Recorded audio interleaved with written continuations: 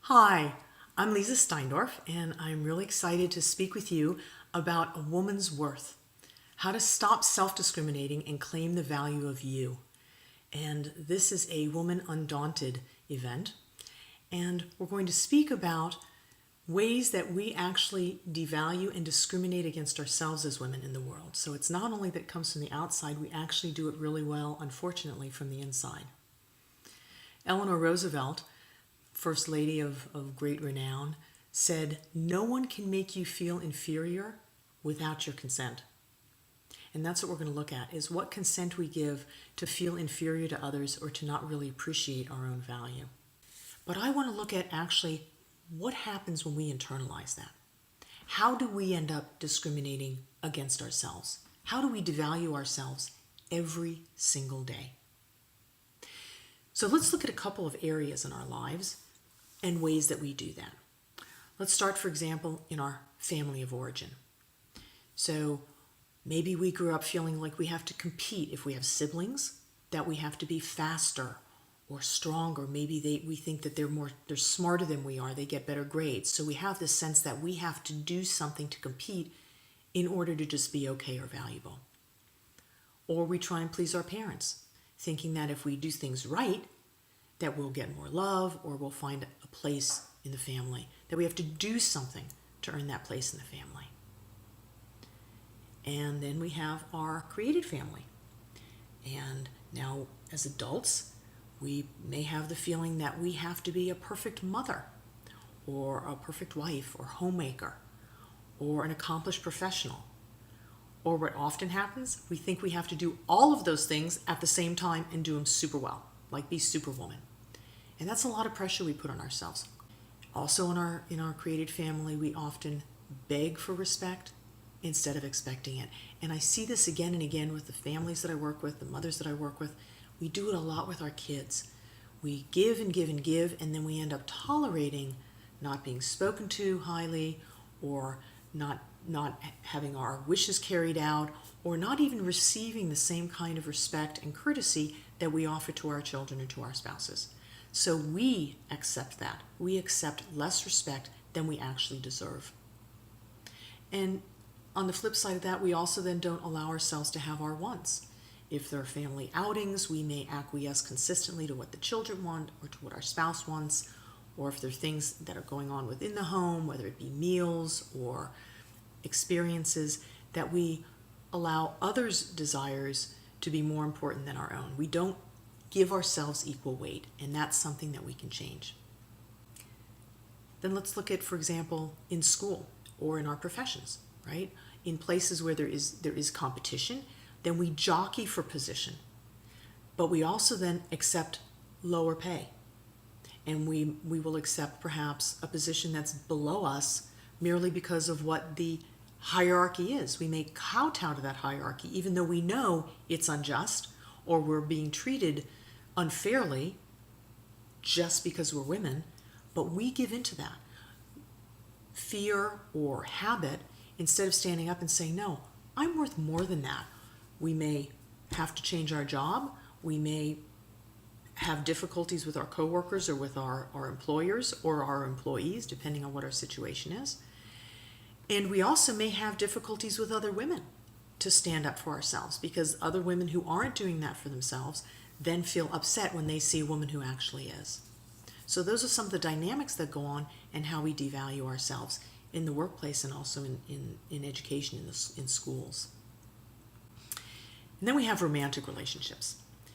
And the way that we devalue ourselves there is perhaps we only see our imperfections. We're always looking at what we've done wrong or what we have to improve without giving ourselves the gift of just relaxing into that relationship, into that love, into that acceptance that's there.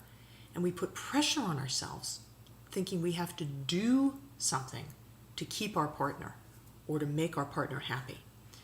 And it doesn't occur to us that our partner would love us or stay in the relationship just because we're amazing and lovable. We feel this urge or the necessity to do something or to create something in order to keep them or keep them happy. And also, it's often that we don't accept acknowledgement or compliments, right? Somebody says to you, wow, you look really beautiful tonight. You look young and healthy. And you may just, oh, well, no, I changed my lipstick color, or, oh, and that really is a way of devaluing ourselves instead of saying, thank you for noticing, or thank you for sharing that with me. That would be a way to value yourself. And then we have friendships, right? We often, in our friendships with girlfriends or with male friends, that we don't ask for what we need, similar to in our families. And we prioritize our friends' wishes rather than our own, which ends up building resentments, and it crumbles, it erodes the stability and the trust that's in a relationship. Instead of knowing that we're valuable and we're loved by this person and we have a right to share what we want. Those are all ways that we can value ourselves. Another area where we devalue ourselves on a consistent basis is with society and the media. So how many times have you either saw a commercial on television or in the movies of a beautiful woman, whether she has physical prowess, or her hair is beautiful, whatever it is, and you compare yourself to her. I'm not as beautiful, I'm not as thin, I'm not as tall, I'm not as sexy. And you judge yourself. Why can't I be more like her? What's wrong with me? I wasn't made that way. Nobody would like me the way I am. So all of those thoughts and those judgments, they erode our sense of worthiness. And then we end up spending tons of money trying to have that look, whether it's getting our hair dyed or more makeup or even surgery to lose weight or breast enhancement. And there's nothing wrong with those things if we want them for our own standard. It is a problem, though, if we're doing it in order to adhere to societal's ideal and making society's idea or the media's ideal our standard for how we should be in the world. So I really want you to differentiate how you feel you are and want to be in the world and what others are telling you to be, so that you start cultivating what you feel is important. How do you want to look? What's the body type that you want to have? What kind of work do you want to do? How much money do you want to make? What kind of relationships do you want to have? What do you want to experience in your sexual relationship? Or what kind of meals do you want to cook and enjoy at home? That you start giving yourself permission to have your wants and desires be a standard, and let those things move out into your personal pursuits, that you give yourself permission to try new things and to expand beyond what's familiar to you. So you may ask yourself, after hearing all this, gosh, that's really tough. And that's what we do to ourselves. We're not even aware that we're doing it because it's just become so natural. It's kind of like saying to the fish, how's the water? The fish is like, well, what water? Because they're so used to it, they don't even notice that they're in water until you take them out and say, look, there's the water.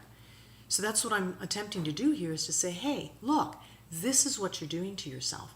And whether you're doing it on a very small scale, maybe you do have good sense of self-esteem and you value yourself, but there's certain areas, whether it's in your relationship or in business or with your kids, that you devalue yourself. I'm going to give you a tool that's going to help you change that you can really revamp and find that value and live that value out into the world. So there's a saying I heard once, and I really like it. It says, you can compare yourself to others, or you can be happy, but you can't do both. So the question is, how can you create a healthy internal landscape that you can rely on and feel really comfortable in no matter what, and orient in that internal healthy landscape, and then move outward into the world? And that's what I want to give you a tool for.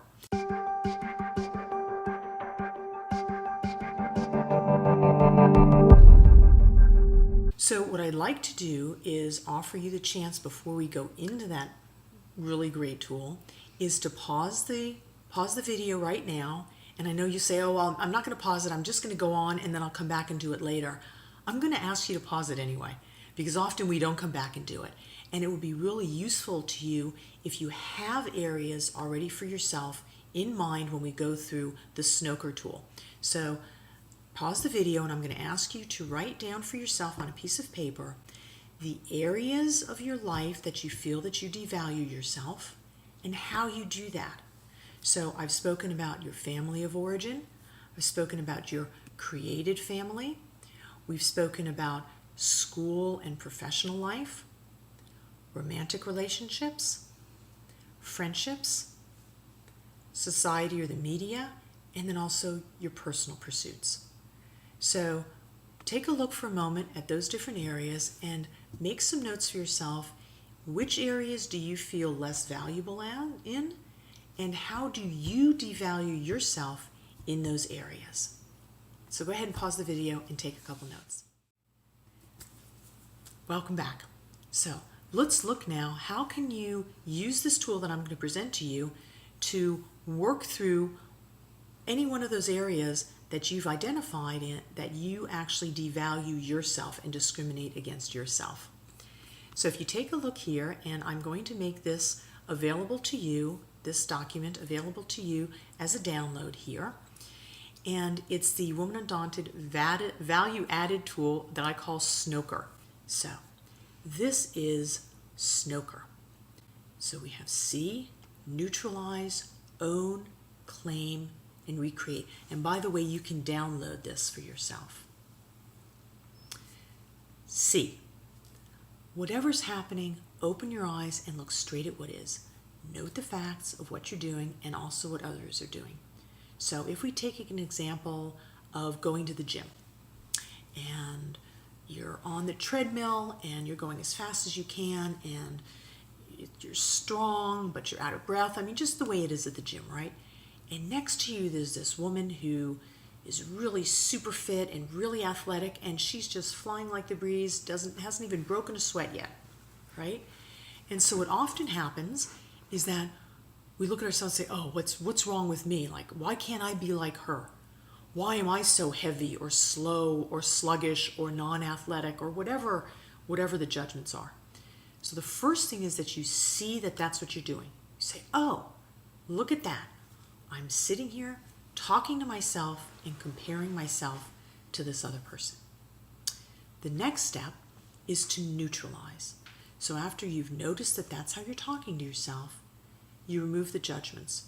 You don't say, oh, well, I can't believe you're doing that. How ridiculous is that now to compare yourself? We learned that you're not supposed to compare yourself if you're going to have value of yourself. No, you just notice that you're comparing, you notice that you're judging yourself, and you just let that be. You neutralize, you take the sting out of it. And right here on this document, The Genius of Non-Judgment is a training that you can click on. It's a free mini training. It's about 20 minutes. And that will help you disconnect from judgment, because that's a big one. Judgment is huge. And if you can disconnect from that, boy, you are halfway home. The next one then is to own. So what I'm going to urge you to do after you've neutralized those statements you're making about yourself is that you own your power. You literally create yourself every day, and you can choose your circumstances. If they're not working for you, you can change them. You're an adult now. You are your own autonomous person. So you can create what you want and make a change in the place you have complete control. And that's how you see yourself and what your actions are. So I want you to own that power, that you are the creator of your own self, and you can create yourself any way you want to. It's 21 hours. And the next one is claim. And that is really important. It's probably the most important. That you claim your value. You are not better or worse than that woman next to you on the treadmill. You are simply valuable, period. Here you are at the gym, hard to get out of bed this morning, but you still made it and you're there. You claim your value, you claim your goodness and what you're doing in the world. And from that claim, you put it into action. So whether if you're going to speak it, first you speak it to yourself. You don't have to tap her on the shoulder and say, excuse me, you know how great it is that I'm here today? You do it for yourself. Say, look, it was tough to get out of bed this morning, but here I am, 4th day this week, and I'm still at it, and I'm faster than I was 2 months ago, or I'm fitting into my clothing more easily, or I can run up the stairs now at work without getting out of breath. Whatever it is that you acknowledge yourself and using yourself as your measurement. And you recreate yourself in how you speak about yourself, how you speak to others about yourself, and also that you do not settle for anybody treating you as less than your absolute amazing worth. So, what I'd like to do now is to give you some ideas on how you can take this tool and apply it after you're done with this video in your life so that you really will have some changes for yourself, that you're going to feel your own value and feel good about yourself just because you're you. And I can share with you from my own personal experiences that, and I don't do this perfectly all the time, so please know that's not something you have to achieve. That's just one more piece of that you could give yourself to feel like you're not valuable. But what I can share with you is that practicing this from my own experience does give you the experience of knowing your value and feeling good about being you. And you wake up and you walk through your days feeling grateful and happy just because you are who you are. And that sense of that cloud that may be around you, or you may experience occasionally when you just don't feel like you're good enough or the world gets you down, that really will lift with a consistent application of this. So this is what I'd like to recommend to you, that you implement this after you're done with this webinar. The first one is that you print out the Snoker sheet and you put it somewhere that you can see it easily. You can also put it on your telephone that you have it available. So when you get into situations, you literally walk yourself through the see, neutralize, own, claim, and recreate. That you go through the steps of Snoker right in that situation. And that you do it systematically. So here's my suggestion, is that you take one area where you feel that you undervalue yourself. So let's say we stick with the example that I gave on the gym. And if that's an area where you know that you're hard on yourself and you don't really honor how incredible you are, or what you've committed yourself to, or maybe you have extra weight, or you have a health issue that you're trying to master. And instead of making yourself wrong for those conditions, that you actually honor yourself and value yourself for attending to them. So you pick one area that you want to improve your self-value, and then you pick one person or one place where you're going to do that. So maybe it's the gym, or maybe it's with a family member who's always on you about exercising and doesn't think you exercise enough. Whatever it is, you pick one area and one person or place where you're going to practice. And you practice it for 1 week. So you don't try and do this in all different areas with all different people all over the place. One place to increase your value of yourself with one person or event for one single week. And when you've done that consistently and you start getting into the habit of using Snoker and it becomes more familiar to you, then you choose another value and another person or location to apply it. And you do that for another week. And that for 1 month at least, so you're going to have 4 areas that you're going to be building your value from the inside out, knowing your value from the inside out. That you do that for 4 weeks, for 1 month, from one to the other. And you will see amazing changes.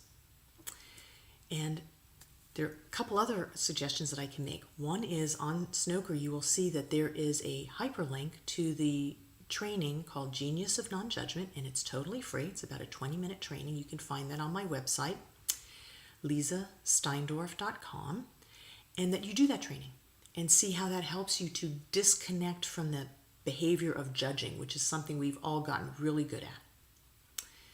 The next thing that I would really recommend if you're looking for lasting results is to come and join a Woman Undaunted retreat. And you can find out when the next retreat is at www.womanundaunted.com. So that's woman singular, WOMAN, undaunted.com. And find out when the next retreat is and come and join an amazing group of women where you can really dive into this kind of work and so much more, because we look at our power and how we can step into that in a beautiful and engaging and gentle way that brings life force through us and out into the world in a powerful way. And we look at our passion and where we've held ourselves back and how we want to live that passion out in the world, whether it's our physical passion or emotional passion or professional passion. And then we also explore our playfulness and give ourselves permission to be more playful. Look at the areas where we've not given ourselves permission to be playful. And then that all ties into what our purpose is, our individual personal purpose, and how we can live all those things, power, passion, and playfulness, in the world as our purpose as women. And the last thing that I invite you to is, if you go on my website, you can sign up for a free consult with me. Maybe you have some questions about what you've heard here on this webinar, or you want more information about a Woman Undaunted retreat, or you have questions or thoughts about the genius of non-judgment, whatever it is, you can sign up for a free consult with me at LizaSteindorf.com. That's LeezaSteindorf.com. LizaSteindorf.com. So that's what I have for you. I really encourage you to know your worth as a woman and to not ever let anybody treat you as anything less than the amazing human being that you are. Thank you so much and be well. Bye.